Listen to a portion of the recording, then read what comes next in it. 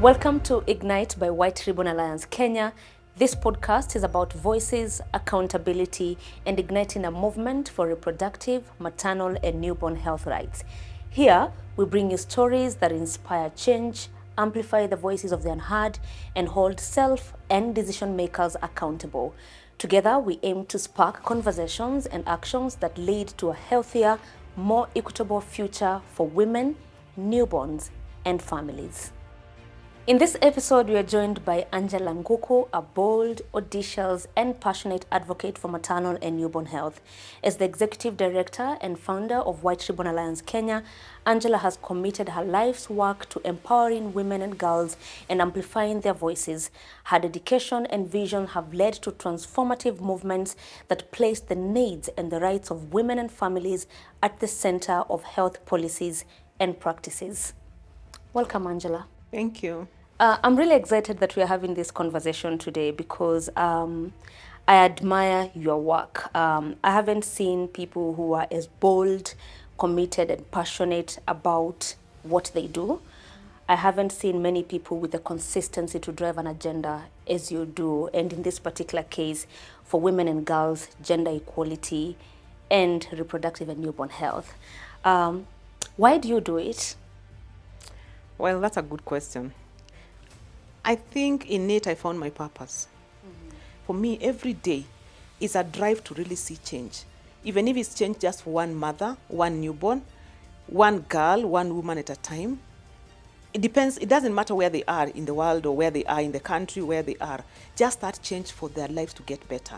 It is that inner drive. I can't even explain it because I think it's something that was molded in me over the years from the time I started working as a graduate midwife, since I did my internship, starting in South Sudan where I went to see and witness so many deaths. And I was like, why would women be dying in childbirth? Why would newborns be losing their mothers or dying from preventable causes? And I think that thing, that burning desire to see that whatever is made for them gets to them so that their lives are saved is what wakes me up every day. I can't tell you anything else, honestly. Yeah. There's a lot of investment that has been done in maternal newborn health and reproductive health generally. Millions and billions of dollars have been invested across the world, not just in Kenya. But we still see women dying, newborn dying, husbands being left without wives. Why is there a gap? Why are we seeing this happen despite the investments? It's the lack of the will to make changes in the world. And I say this because I listen to women and girls. I listen to families talk about their stories, the simple things that they ask for when we go to work in the different places where we work as White Ribbon Alliance. It's almost like a shift. I go to global conversations. I sit in global conversation, in global spaces, and I listen to those people talking. And a lot of times I stop them and ask them, who are you talking about? Because the total disconnect. It's so theoretical when they are talking about what is needed vis-a-vis what women and girls are asking for in families. It's almost like day and night. And I think for me, when I say it's a will, is because if there was a deliberate sense of wanting change, there would be change. If there was a deliberate will to see action, there would be action.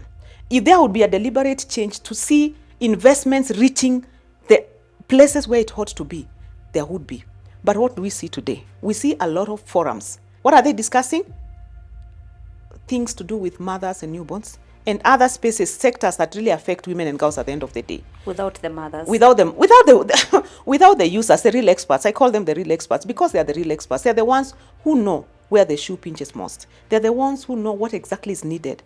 But where are they in the conversations? Missing. And it is almost like a vicious cycle because 2025, it continues. If you want results, tangible results are not numbers that you count to say how much money I burned.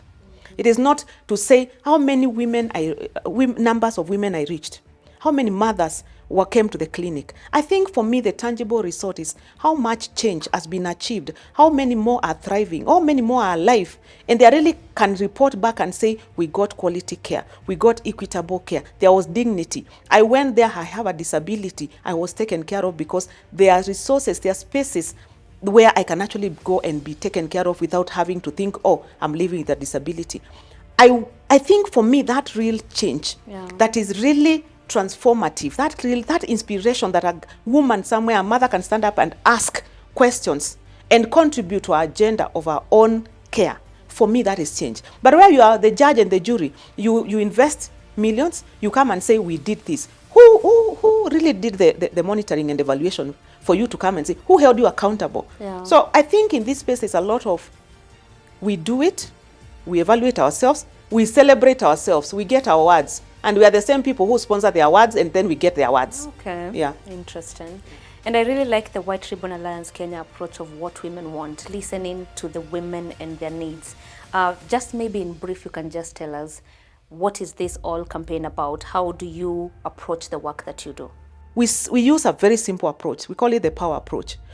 We call it power because it's about igniting power, inspiring change from within the people who live, the users of care, because they're the ones who know what they want most. They know what they are lacking in their spaces. So instead of designing programs from the top downwards, we design bottom upwards. Why? Because until we understand the needs, we'll be guessing the investments. And a lot of times there's a lot of loss. There's a lot of diverted resources to the wrong things.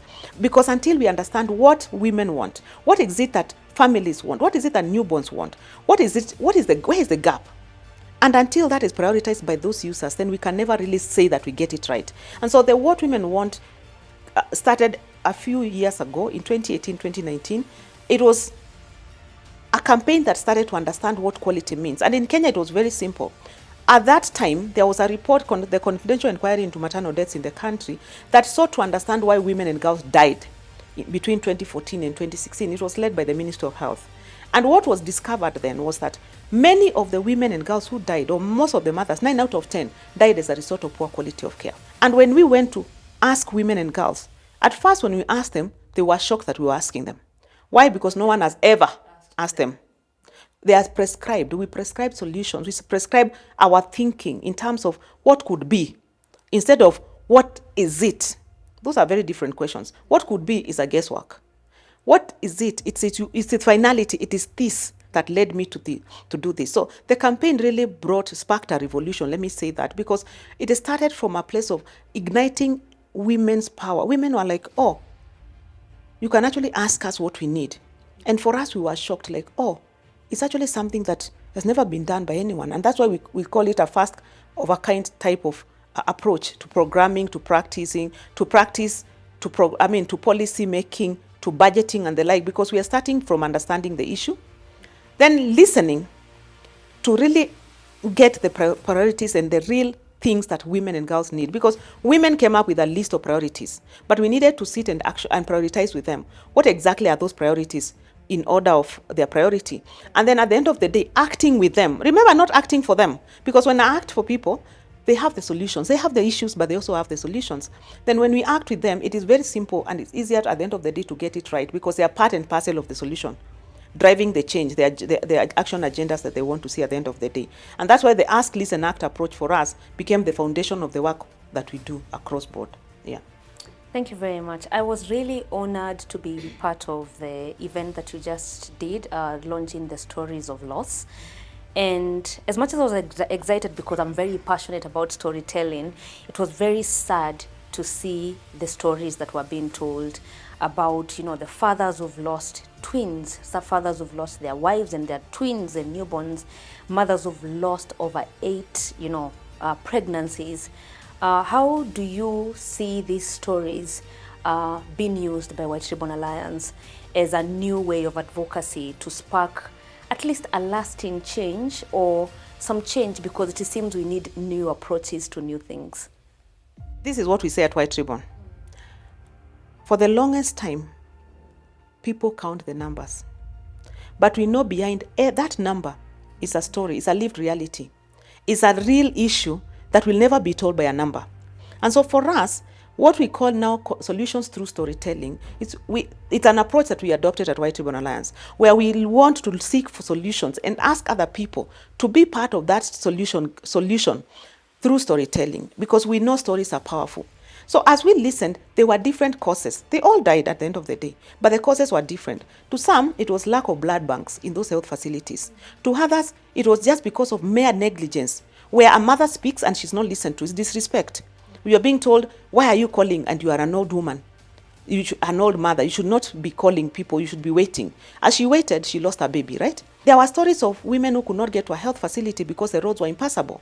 And so getting into a border or a motorbike to start looking for that health facility so far, at the end of the day, she ends up losing them.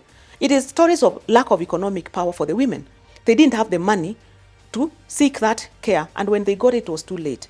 They didn't have the information for them to know that I am rhesus negative, and as such, I need to get this treatment once I deliver my baby, and so the newborns died. So for us, why solutions through storytelling or telling that story and calling for change is powerful is so that we can be able to surface the issues, not just the numbers. And it's sad that those statistics are people's daughters, they've left behind people's husbands with, with grief.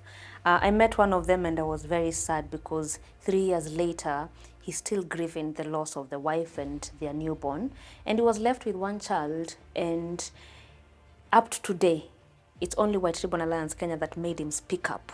And he feels like in the part of speaking up, there is some healing.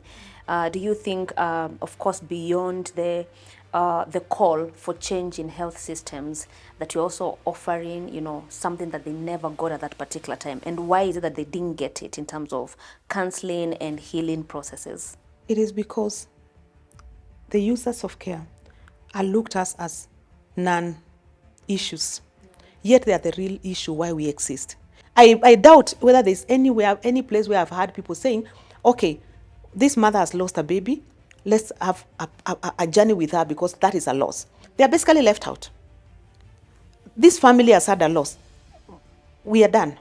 That is silent. And that is why for us, we can't keep it silent because these are people's lives that has been affected. So we can't keep quiet. We have to ensure that their stories shape the narrative. We are 5 years to 2030 deadline for achieving sustainable development goals. And of course, ambitious goals were set. And Kenya also set some goals on ending maternal death. I think by 2022, do you even think we'll achieve SDGs by 2030? Well, I am not a prophet of doom, but I like speaking truth. The truth of the matter is we are not on track towards achieving the SDGs. There are things that have come that have actually made the gains that we had made as a country, but also as a globe, to regress. And I'll tell you something in the COVID pandemic. It came, some of the gains we saw a lot of repurposing of investments that were made for reproductive, maternal, newborn health. We saw a lot of investments that were made for women's rights movements and that to be really like taken away so that we can respond to the pandemic. We have seen the escalating high cost of living. That it is almost impossible to plan and achieve with what we used to plan with like 5 years ago. We have seen climate change coming and really drought coming and taking away so much, sometimes floods and so much. There's so much that has come that is made almost a regression. But we can actually accelerate this action, again, if we want, because we know the causes. Everybody knows what causes mothers to die, what causes newborns to die. It is the lack of will to really program and get it right. If we were able to combat COVID that was affecting the whole world, why is it so hard to combat that which is known? Plan. Mothers don't get pregnant in an instant and they deliver. It's 9 months. If we had policies in place, okay, let me not say about policies. We have the best policies in place. Implementation and resourcing for the implementation is a problem. And a lot of times people think it is the governments alone. I think we blame the governments alone, but it's a culture, it's a system that has decided the change is not going to be achieved. And I say that because if I look at how investments are even in the development space are done, they are done with almost like we are just trying new things. We are not even scaling up what has been tested and tried. We are just trying new things. It's almost like what I say, the competition for egos and logos, that people just want to say attribution. It is me, me, me. For us to be able to combat maternal newborn health, for example, it is a matter of contribution. All together we can be able to achieve. But the verticalization and the desire to compete, to showcase for the cameras, what I call for the cameras, it's actually what makes us lose the track. Because the little resources we have, instead of bringing them together, it is a matter of who will be going to be seen to be doing the most. I know you've tackled part of what I wanted to ask you next, because I always say that someone must be failing mothers. Someone must be as much as I'm responsible for my health, I feel like their system fails bigger. So who in this crisis of maternal and newborn mortality, who is failing who? We have failed the women and girls, the newborns that we're supposed to be taking care of. And I think it's good to own up. And when I say that, it's the same group of people that I've talked about. We do not take a pause to introspect and understand what is going on. Remember, health is a basic human right. Health, every state or every government is supposed to progressively realize these rights. We cannot say that we don't have resources. So first and foremost, I think the governments have failed the citizens, the women, the girls, the newborns, because it is their primary responsibility to ensure that health is achieved by everybody and healthcare is available. And not just healthcare, not poor healthcare for poor people. It's quality healthcare. For everyone. For everyone. And I say this because, why I say that is because for a long time we keep on asking, if for sure, let's say Governor X in this county has really invested enough in that county, in the county hospital, why do they leave that county hospital to go to a private hospital somewhere? To be admitted. To be admitted. Why can't they go and be admitted and be the ones leading by example? Because leaders are supposed to lead by example. That's true. Why are they leaving that facility to go elsewhere or leave the country to go elsewhere? That they know very well that they have failed. They have not invested what that they can be able to enjoy themselves. So they have failed because there's money for healthcare, but where is it going? A lot of times the money for healthcare from a government perspective goes to building structures that are not needed because we don't start by asking. But they are building structures for them to come and cut ribbons and be given accolades and celebrated and say, oh, they build a health facility. But is it having resources inside? Do we have healthcare workers? Do we have running water in those places? Do we have the basics of the basic in those places? When it comes to the people investing in healthcare, in maternal newborn healthcare, where are they investing? If you have kept on investing in one thing over time, and it is not changing, why can't you rethink the strategy? Or it's just we are doing it to look like we are. Again, for the feasibility, there's nothing as powerful as acknowledging your own mistake and then learning from that mistake. If you are the president of this country, and I know mothers, newborn and girls need a lot of things, what is that one thing you must do, like in your 100 days to make sure that things change for women and girls in this country?